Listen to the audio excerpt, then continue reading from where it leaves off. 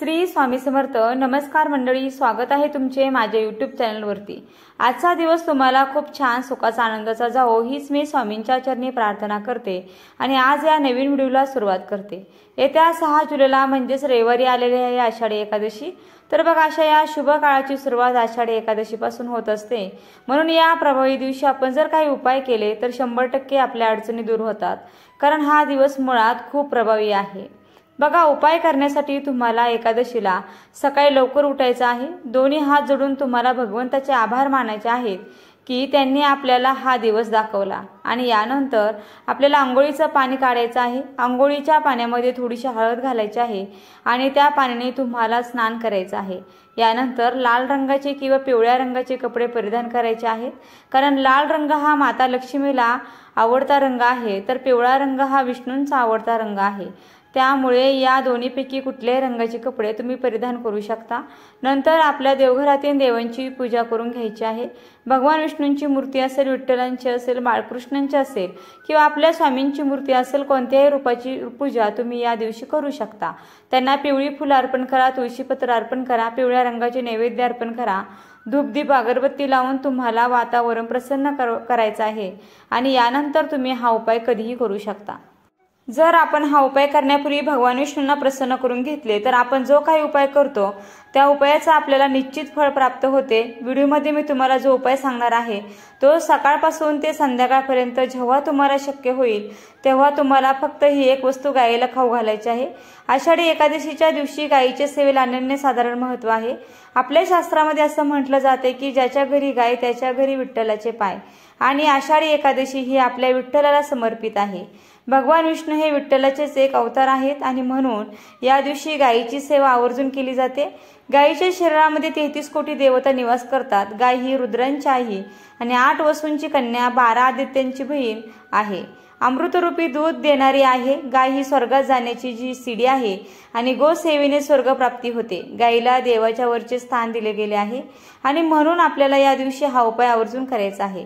जर भरपूर दिवसापासून तुमच्या मनात एखादी इच्छा असेल, मग तुमची इच्छा नोकरी प्राप्तीबद्दल असेल, धनप्राप्तीबद्दल असेल, मुलांची प्रगती होण्याबद्दल असेल, कर्जमुक्ती होण्याबद्दल असेल किंवा इतर कुठली शारीरिक मानसिक तुमची इच्छा असेल तर ती पूर्ण होण्यासाठी तुम्ही हा उपाय आवर्जून करा. एकादशीला हा उपाय तुम्ही न चुकता करा. या उपायाचा तुम्हाला 100% फळप्राप्ती होईल. उपाय करण्यासाठी तुम्हाला सर्वप्रथम एका वाटीमध्ये थोडंसं कुंकू घ्यायचं आहे.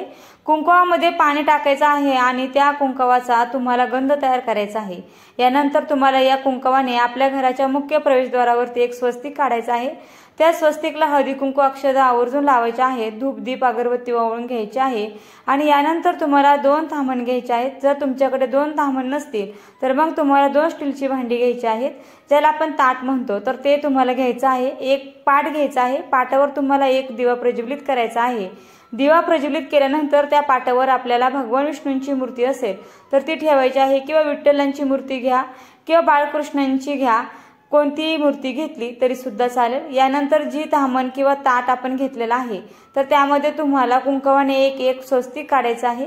एक स्वस्तिक हे भगवान विष्णूंसाठी आणि दुसरं स्वस्तिक हे माता लक्ष्मीसाठी, अशी तुम्हाला 2 स्वस्तिक ताटामध्ये काढायचे आहेत. यानंतर त्या स्वस्तिकला मधले 4 बिंदू आणि कडेच्या 2 लाईन द्यायच्या आहेत आणि त्या स्वस्तिकला हळदी कुंकू अक्षता अर्पण करायच्या आहेत. यानंतर तुम्हाला गुळाचे 2 खडे घ्यायचे आहेत आणि त्या स्वस्तिकच्या मधोमध तुम्हाला ते 2 गुळाचे खडे जे आहेत तर ते ठेवायचे आहेत. प्रत्येक स्वस्तिकवरती 1 गुळाचा खडा, अशा पद्धतीने 2 स्वस्तिकवर तुम्हाला 2 गुळाचे खडे ठेवायचे आहेत. आणि हा उपाय करण्यापूर्वी तुम्हाला थोडीशी चणा डाळ जी असते तर ती भिजत ठेवायची आहे. थोडीशी चणा डाळ तुम्हाला भिजवून घ्यायची आहे. गुळाचे खडे ठेवल्यानंतर तुम्हाला प्रत्येक स्वस्तिक जवळ थोडी थोडी चणा डाळ देखील आहे तर ती सुद्धा ठेवायची आहे आणि ही चणा डाळ भिजलेलीच असावी अशी चणा डाळ तुम्हाला ठेवायची आहे. आणि 2 ताटामध्ये थोडी थोडी चणा डाळ तुम्हाला गुळाशेजारी ठेवायची आहे. यानंतर त्या स्वस्तिकला धूपदीप अगरबत्ती ओवाळून घ्यायची आहे आणि तिथे बसून तुम्हाला 108 वेळा ओम नमो भगवते वासुदेवाय नमः या मंत्राचा जप करायचा आहे. तसेच त्या गुळ आणि चणा डाळ आहे तर तिथे एक तुळशी पत्र देखील तुम्हाला ठेवायचं आहे. काही वेळासाठी तुम्हाला तसेच ती चणा डाळ आणि गूळ त्या ताटामध्ये तुमच्या घरामध्ये ठेवायचे आहे। तुमची संपूर्ण सेवा वगैरे करून झाल्यानंतर तुम्हाला एक तांब्याचा कलश भरून घ्यायचा आहे। कलशामध्ये शुद्ध पिण्याचं पाणी असावं। त्या पाण्यामध्ये थोडीशी हळद टाकायची आहे। तुमच्याकडे गंगाजल असेल थोडंसं गंगाजल टाकायचं आहे। यानंतर तुम्हाला हे दोन्ही स्वस्तिक जवळचा जो गुळाचा खडा आणि चण्याची डाळ आहे तर ती एका प्लेटमध्ये काढून घ्यायची आहे। यानंतर हळदी कुंकू घ्यायचा आहे आणि या सर्व वस्तू घेऊन तुम्हाला गायीपाशी जायचं आहे। गायीपाशी गेल्यानंतर सर्वप्रथम तुम्हाला गायीच्या पायावरती हे पाणी ओतायचं आहे। यानंतर गायीला हळदी कुंकू लावायचा आहे आणि ही भिजलेली चणा डाळ आणि गूळ जो आहे तर तो तुम्हाला गायीला खाऊ घालायचा आहे। जर तुम्हाला शक्य असेल तर ती चणा डाळ आणि गूळ तुमच्या उजव्या हातामध्ये घ्या आणि तुमच्या हाताने गायीला खाऊ घाला।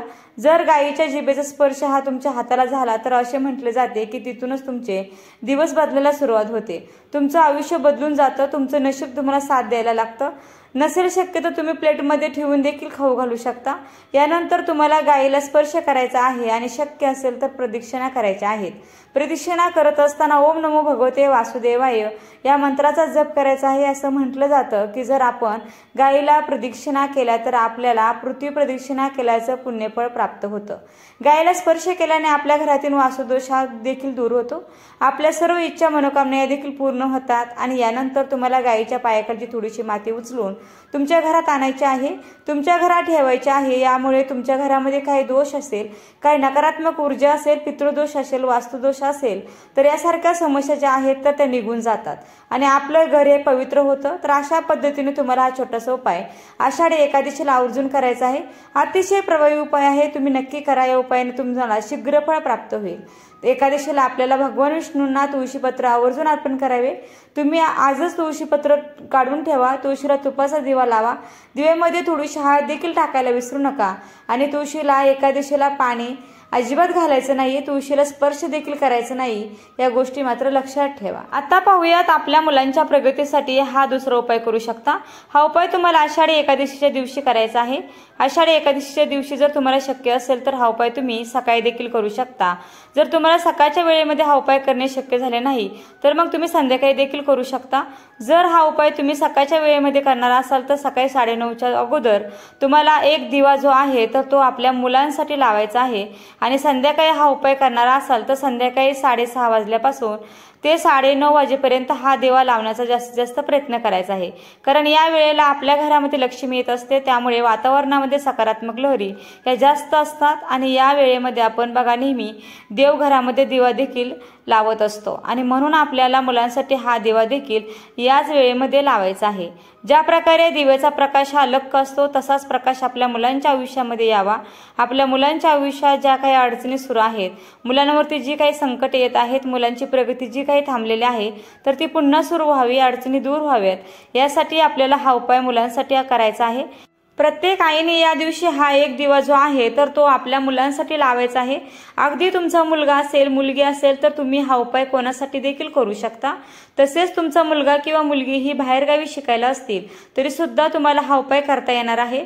जर तुमची मुलं खूप हट्टीपणा करत असतील, उद्धटपणे बोलत असेल किंवा मुलं सतत आजारी पडत असेल, मुलांना वारंवार नजरदोष लागत असेल किंवा तुमची मुलं जो काही अभ्यास करतात ते त्यांच्या लक्षात राहत नसेल, त्यांचा अभ्यासामध्ये मन लागत नसेल, मुलांचा अभ्यासात, नोकरी व्यवसायात प्रगती होत नसेल, त्यांच्यावर सतत विघ्न येत असतील तर तुम्ही हा उपाय आषाढी एकादशीला आवर्जून करा। हा उपाय आईने किंवा वडिलांनी केला तरी देखील चालेल किंवा स्वतः तुमची मुलं मोठी असेल तर मुलांकडून तुम्हाला हा उपाय करून घ्यायचा आहे। उपाय करण्यासाठी तुम्हाला आषाढी एकादशीला सकाळी लवकर उठून स्नान करायचं, अंघोळीच्या पाण्यामध्ये 2 तुळशीपत्र आणि हळदी टाकायचे आहे आणि मुलांच्या अंघोळीच्या पाण्यामध्ये सुद्धा तुम्हाला या वस्तू टाकायच्या आहेत। यानंतर आपल्या देवघरातील देवांची विधिवत पूजा करून घ्यायची आहे आणि यानंतर हा उपाय करायचा आहे। उपाय करण्यासाठी तुम्हाला एक मातीची पंती घ्यायची आहे। पंती घेताना ती चांगली घ्या, कुठलीही तुटलेली फुटलेली अशी पंती घेऊ नका। एक चांगली पंती घ्यायची आहे, त्यामध्ये तुम्हाला तूप किंवा तेल घालायचं आहे आणि 9 वाती लावायच्या आहेत। 9 कापसाच्या लांब वाती तुम्हाला घ्यायच्या आहेत, त्या एकत्र तुम्हाला वळून घ्यायच्या आहेत आणि त्या 9 वातींची एक वात करून त्या दिव्यामध्ये तुम्हाला लावायचे आहे। यानंतर तुम्हाला एक प्लेट घ्यायची आहे।